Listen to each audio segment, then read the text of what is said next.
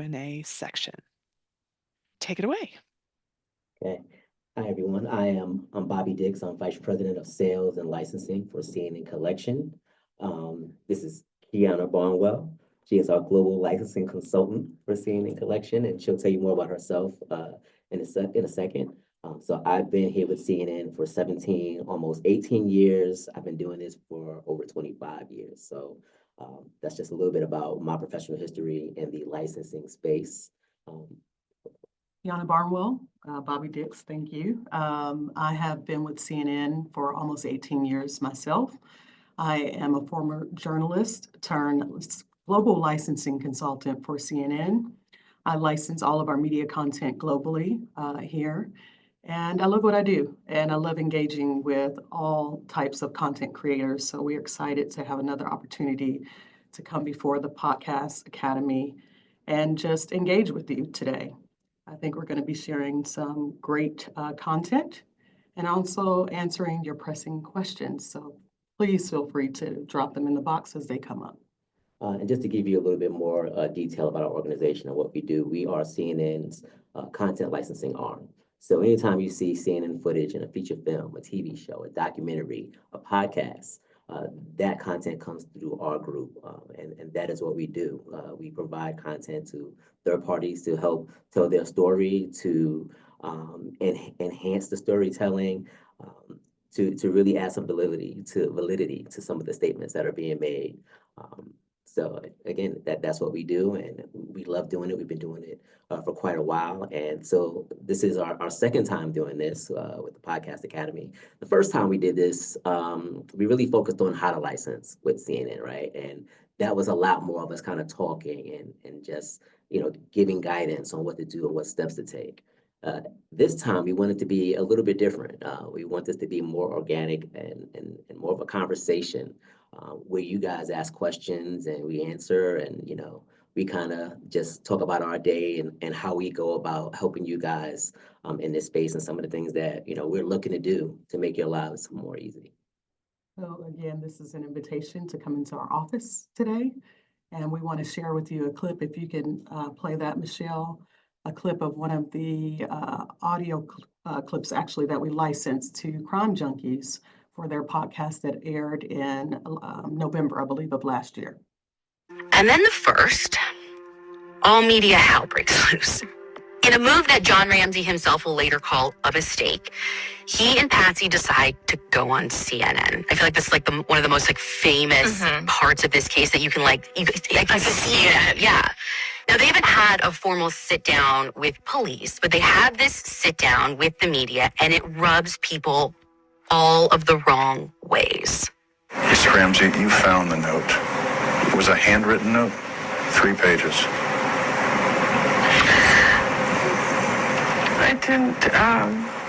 I couldn't read the whole thing. I just gotten up. It was the day after Christmas, and we were going to go visiting.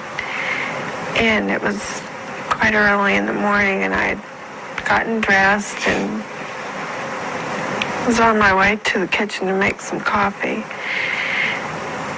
And we have a back staircase from the bedroom areas, and I always come down that staircase, and I'm usually the first one down. And the note was lying across the 3 pages across the run of one of the stair treads. And it was kind of dimly lit because it was very early in the morning. And I started to read it, and it was addressed to John. It said, Mr. Ramsey. And it said, we have your daughter. And it just wasn't registering. And I may have gotten through another sentence, like, we have your daughter, and I don't know if I got any further than that. And I immediately ran back upstairs and pushed open her door, and she was not in her bed. And I screamed for John. John, you've subsequently read the note. Was there anything in there that struck you in any sense? Well, no. I mean, I read it very fast. I was out of my mind. And it said, don't call the police, you know, that type of thing. And I told Patsy to call the police immediately. And I think I ran through the house a bit. We went to check our son. To Checked her see. son's room. He was. Sometimes she sleeps in there. And we just were... We were just frantic. The police said a couple of days ago to assure other residents of Boulder, there is no killer on the loose here. You can be assured everything is under control. Do you believe it's someone outside your home? There is a killer on the Absolutely. loose. I don't know who it is. I don't know if it's a he or a she. But if I were a resident of Boulder, I will tell my friends to keep your babies close to you. There's someone out there. Wow. I don't know if you all remember this clip, but I remember receiving the request for this content, and I was thinking, oh, wow, I haven't heard that in a really long time. And, you know, it was like being a fly on the wall, right? When you hear that in the context of how they used it. We didn't get to hear the 30 seconds or so after that clip was heard, but typically that's what we would do in terms of our review process. So you got to hear the raw interview as it happened with CNN, the way that it aired. And you may have even noticed that there was some audio feedback within that interview, which tells you, yes, this is an authentic clip, right? That was many, many years ago. But I love the setup for that piece where they say that kind of rubs people all the wrong way. And it kind of brings you into this moment where you're like, wow, now what was really going on? This was decades ago, but I can't even imagine the sort of things that I would be feeling if that had happened to me. So I love that they put you in this sort of state of mind of wanting to know more about this case and how they used the context of this clip. Yeah, I think the use of that clip was very engaging. And I think that there are many ways that it could have been used or that, you know, you can use that content. So that was actually really long. It was, this is my first time actually hearing it, and it was a lot longer than I expected to be. I think it was necessary to drive home the emotions that I think they wanted you to feel by using it in that manner. But there's other ways to do it. You know, you can always use a quick short bite here, talk about it, then add some more later on, you know, have another conversation around that. So, you know, there's no one way, as far as I'm concerned anyway, to use that content. And, you know, just be creative, right? Just be creative and think of fun ways and engaging ways to throw that content in there. Absolutely, and I'm glad I'm sitting here with Bobby right now, and I knew that this would probably be his first time hearing the clip. Typically, you know, when people are licensing, again, you can license as much content as you need for your series. And this particular clip, while it may have been long, if you look at the YouTube or the big pod for this particular podcast, it was about 3 hours, I think. So that sort of 3-minute soundbite was actually pretty short, you know, relative terms. And it came about 20 minutes into their video podcast. So I love that they used a healthy chunk of it, but again, it's not necessary. Our project minimum rather is only 30 seconds. You can use that throughout an individual episode. So you can use it as you see fit. But again, we're talking about crime content today. So we invite you to ask any questions related to crime stories. I will share with you that CNN does a lot of licensing for crime series, web episodes, podcasts, you name it. because we do have a great wealth of that content. And it's not just what you heard. You did hear CNN talent within the context of that clip, but we also have access to courtroom material, right? We have access to natural sound when people are outside of a major incident. If you think about 9/11, for example, we do have rich audio from very pointed times in history that you may want to use for the development of your series ideas. And on the opposite end of that, we've got the press conferences of the local crimes. So, press conferences, there's perp walks, there's stakeout video. And, while we do have a lot of that great, large scale event coverage, we represent 600 to 650 local affiliates domestically. So there's going to be coverage of these small crimes that you see, or little known murders and other illicit activities that are going to happen in these small towns across the country. And we want you to think broadly, right? This is not just about murders, right? But this is about technical crimes, environmental crimes. I don't know, and maybe you can share again in the chat with us what you're currently working on, but we want to invite you into the process. Please ask us questions. I think Michelle may even have one to kick off for us today, but we'd love to hear from you. Let us know what you're thinking as you just heard that audio from CNN. I do. I have a two-part question. So, okay, come on. At what stage in the process should podcasters actually start reaching out to CNN for clips? And then who in that process, who on the team should do that? Absolutely. I love this question. And thank you for that, Michelle. At any stage in the process, right? We work with content creators from at any point in your process. So it could be just that you're starting to develop a new series idea, a new episode, and you want to know what's out there. What can I actually use? That is a great point in time to start reaching out to CNN. As long as you have a production company name or know the name of your licensee, and a working title, we can get you started. We want to send you some ideas on how you might use our content. Actually, we're not even going to tell you how to use it, right? We're just going to send you the content that makes sense for what you're doing. So at any point in your development process, or even further down in the process, we're open to that. I will tell you that I received this request almost when the production was finished. So very late in the stage. Usually that was pretty much post-production stage.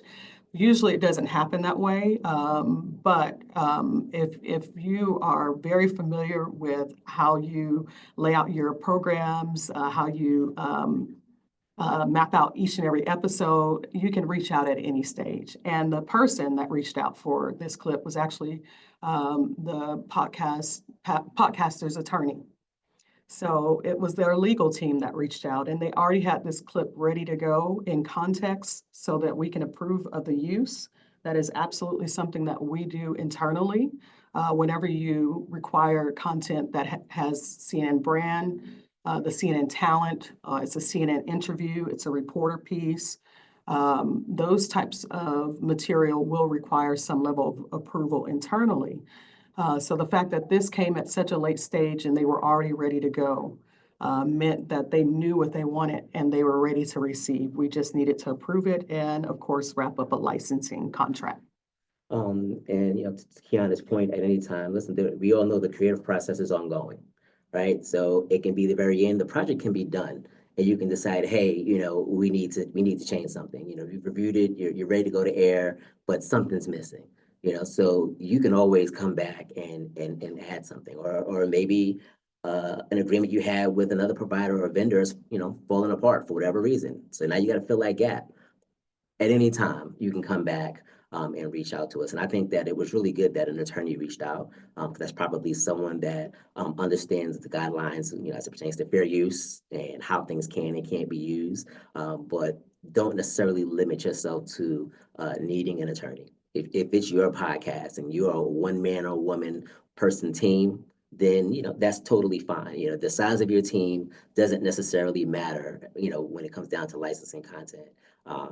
So don't feel like you have to have a specific person, but it is good to know what you're looking for. And if it's early in the project, of course, sometimes you just want to kind of see what's out there, right? But the more you know, the better job we can do of finding you what's going to fit and what's going to make sense for your piece. Absolutely. And it does not have to be your attorney. It can be you yourself. So don't be nervous about that. Yeah. We're happy to answer any questions. Are there any fair use guidelines you can just, tell us here so when we are reaching out about clips, we already know? We tend to stay away from having that conversation in this sort of an arena because a lot of questions start to come in and they can get really legal in nature, and that's just dangerous, right? That's just not necessarily the right way to have this conversation. So, our thought process, the general rule of thumb is pay for it. Right, so you can get the you can get the high res content, you can get some help, you can get the right content, you can see what other options are out there because the archive is vast, and you'll be covered. So later on, maybe you'll get a distribution deal, and they're going to want to know: do you have contracts in place? Do you have paperwork in place? And you want to have that. So it's always okay to do the fair use dance until you find yourself in a courtroom. And I love that you brought that up, Bobby, because I actually have seen the opposite end of that, where a distribution deal has already been done, and now you have another team that's handling that content that has not been licensed, and it's very unlikely that it's going to hit air if they don't fully know that they own the rights to what they have just signed on to, right?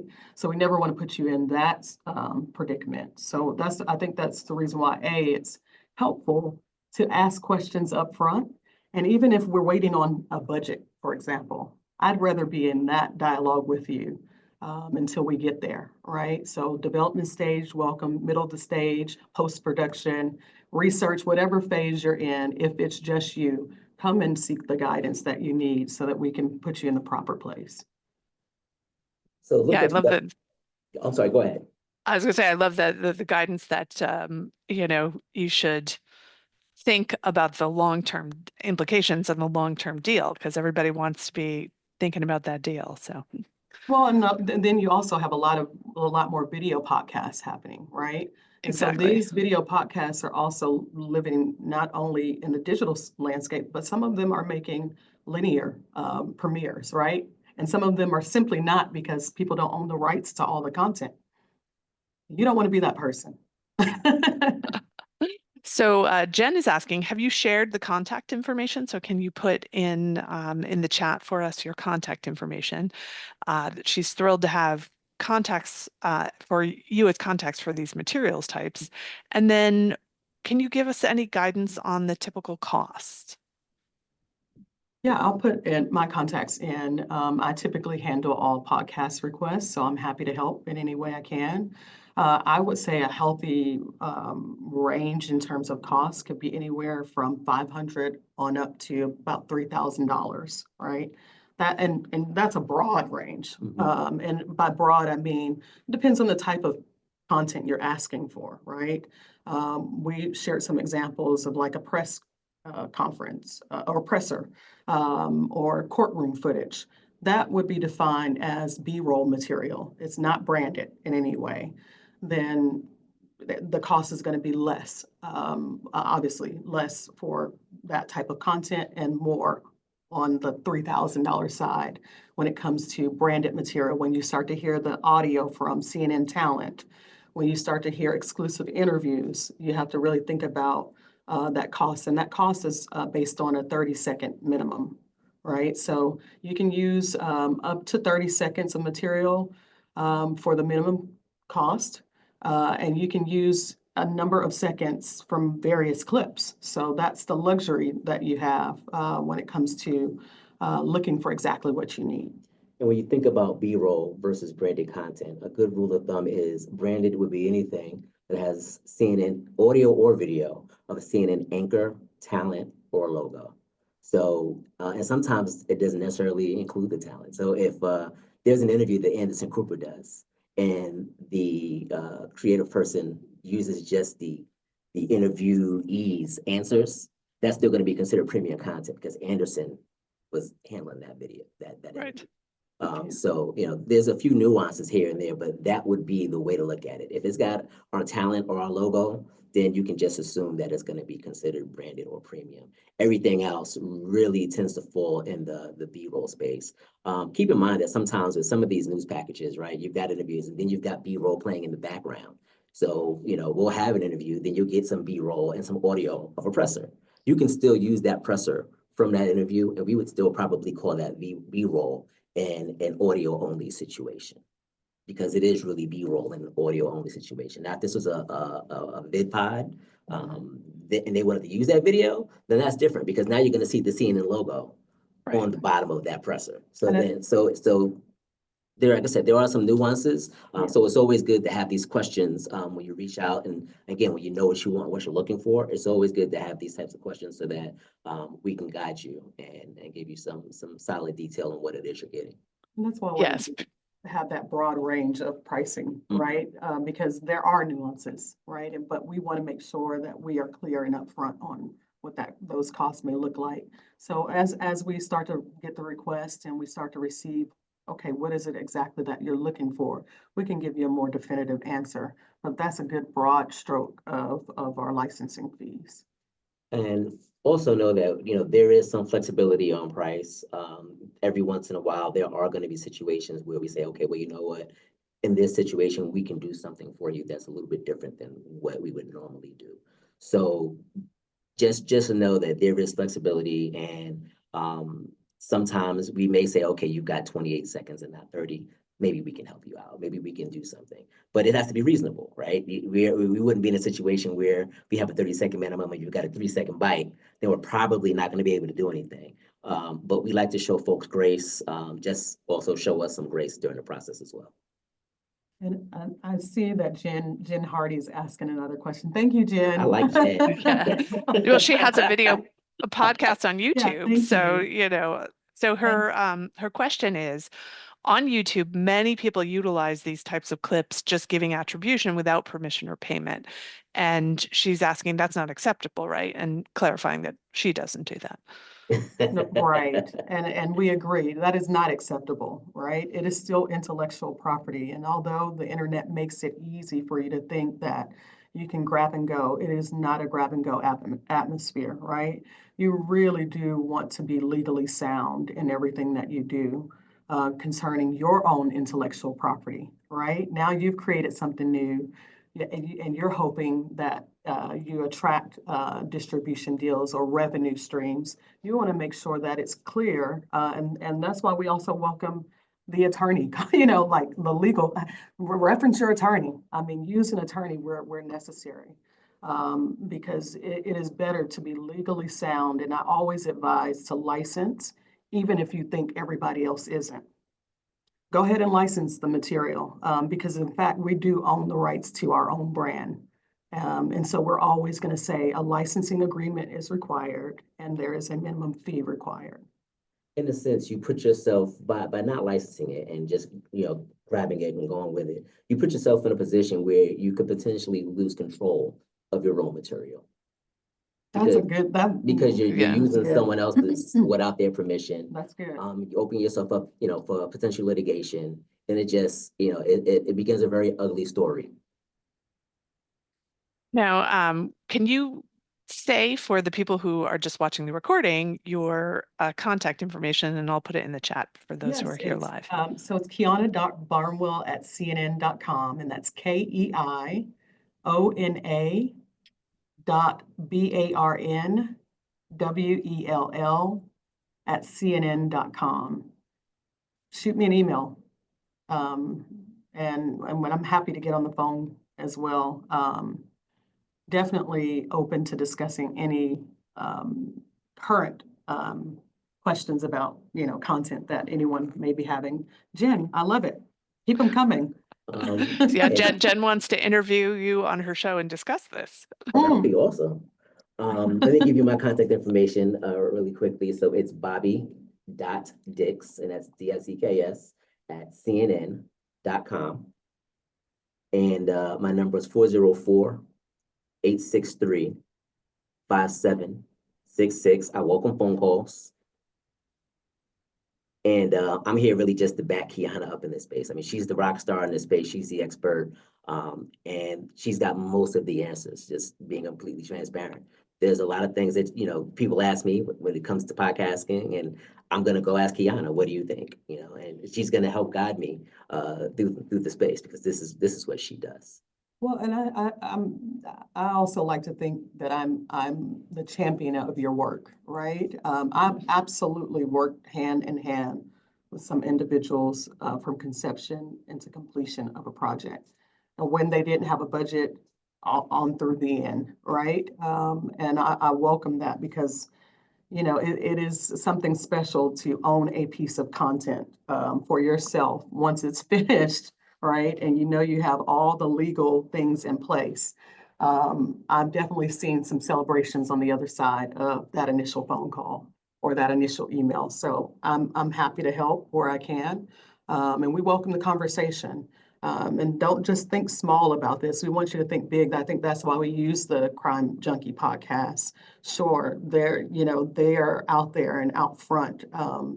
But we work with all size productions, right? And there's no limit to what you can do.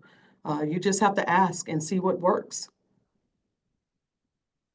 Yeah, and I think that one of the points that Kiana made earlier was really, really great. It's not just murders. I mean, it's a lot of it's financial. We have the Bernie Madoff stories, right? So there's a ton of opportunity in this space as far as crime is concerned for different storytelling. Financial crimes, political crimes, social crimes, you name them. I know you have them all here. I know they're all represented here at the Podcast Academy, so we don't have to concern ourselves with that. Just reach out. And don't be discouraged by pricing. Please don't. You have to think big about this, right? If anything, it helps you to understand what you should be asking for in terms of a budget, right? When you start to think big about how you want to expand your podcast and how you want to attract your own licensing deals, you have to understand what that budget might look like. So to me, I'm always like, just have the conversation. You never know what it will open up in terms of your ability to capture more than what you had initially hoped for. Makes sense. All right, last chance to ask questions. That was quick. Yeah. I know, half hour goes really fast, doesn't it? All right. All right. Any last words from our guests here? Well, thank you for having us again. We appreciate it. We love this type of engagement, and invite us back for any topics you can think of. Anytime you want us to answer any questions or provide any guidance or insight, and also think of us really as consultants, like in the sense of the true sense of the word. You don't have to be necessarily licensing something if you want some guidance. We are here to also, grow relationships, massage relationships, and that doesn't always mean someone's got to buy something, right? And perhaps we'll learn something in the space too as we go along and we have all these conversations. That's really good. Thank you, Michelle. It's good to see your face, and thank everyone Likewise. who attended today. We appreciate you, and we look forward to connecting with you. Thank you so much. All right. Thank you and take care. Bye-bye.